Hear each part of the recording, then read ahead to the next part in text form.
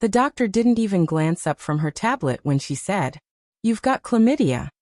I stared past her at the spotless wall, blinked once, and left without a word. In the car, I sent my wife a text. "Can we talk tonight?" 2 minutes later she replied, "Busy. Tomorrow."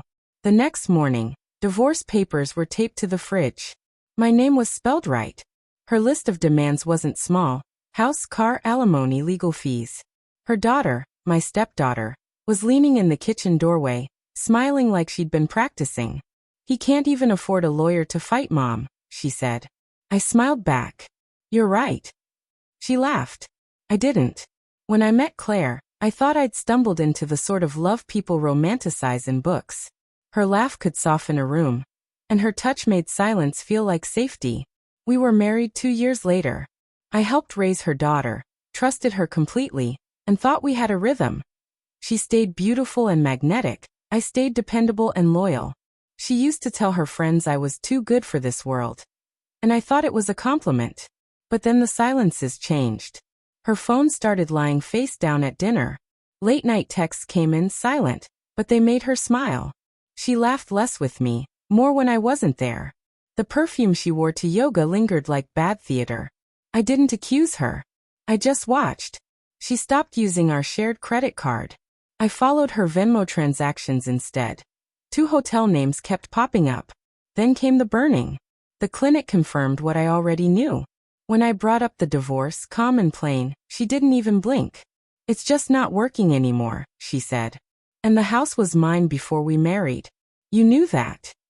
I nodded. No fight. Her daughter walked past, smirking like she already had the keys. I stayed quiet for a month.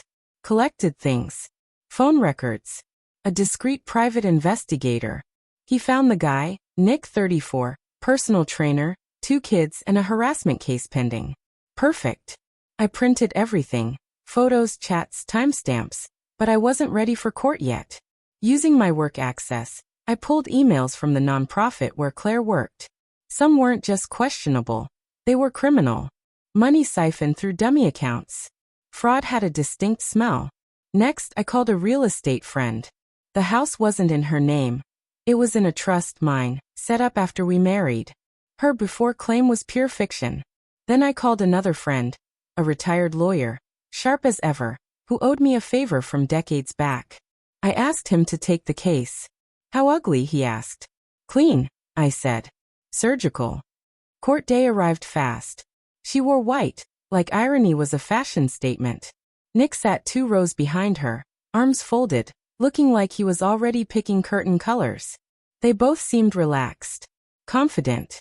Then my lawyer handed the judge a binder.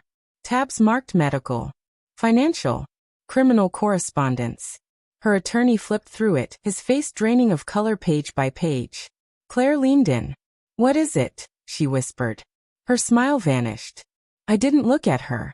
I looked at the judge. "I'm not contesting the divorce," I said.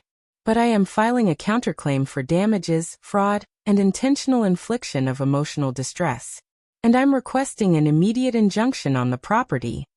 Claire's mouth opened, opened again. She looked at Nick. He gave a shrug. The kind you give when you realize you've stepped onto a trapdoor. My lawyer went on. "We also have evidence of embezzlement involving her nonprofit. The files have been forwarded to the state attorney general." The judge spoke, stamped papers, granted motions. Hearing over. Nick was gone before Claire even stood. The house is quiet now. She left nothing but perfume and unpaid credit cards. She called once. I didn't answer. She emailed. I archived it. 2 weeks later, her daughter posted a picture. Caption: "New place. New chapter. 1-bedroom apartment, mattress on the floor." The nonprofit closed, pending investigation. The board released a statement. Gross misconduct at the executive level.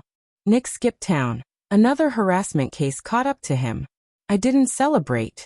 I painted the mailbox, replanted the grass, cleaned the guest room. Some storms don't deserve applause, only quiet. Last week, I saw Claire at the grocery store. She looked smaller, older. She avoided my eyes. Her daughter was with her, holding a basket of clearance items. She looked at me and scoffed. "Bet you're real proud of yourself." I smiled. You're right. And I walked past like they'd never been in my life.